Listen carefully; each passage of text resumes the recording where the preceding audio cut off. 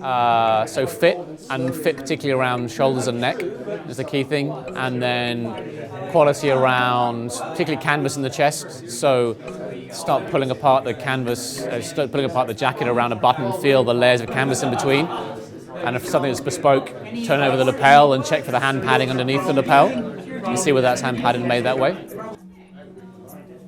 It's an arguable point, but I think a good quality shoe is usually a Goodyear welted shoe. So you can see that if you can see the welt around the outside of the shoe and it's kind of been stitched down. That makes a difference rather than a cemented shoe or often a Blake stitch shoe, which would be a little bit less substantial. It's kind of how it's worn. Like you can see if you have a good shoe that you've still got things like if you have the internal structure of a shoe, so you've got a really solid toe puff, you've got good structure around the heel of the shoe, that means that actually it's going to be nice and clean and it's going to have a really good shape around that toe. It's going to retain it, even if the vamp where you're actually bending your foot is going to be quite soft and malleable.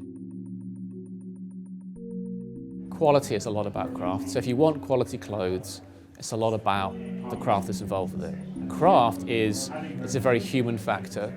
It's something that is about individuals and about the kind of effort and the passion that they put into things, which makes it very, very personal to them. And also very kind of transitory. It's the kind of thing that if a great craftsman dies can go away if it's not passed on and so on. So that human side of it makes it very, like I said, it's very personal, but it's also, it's about people's personal stories, about people's personal ambitions, about the kind of personal things they put into stuff every day. So that makes craft extremely appealing.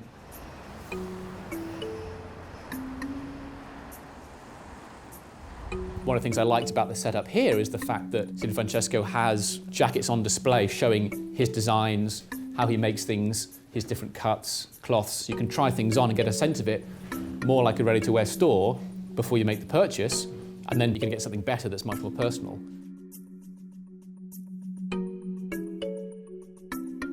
I think it's probably leaning more casual generally, but I think that doesn't mean that you can't put a lot of quality still and craft in the kind of things that you make and the kind of things you buy.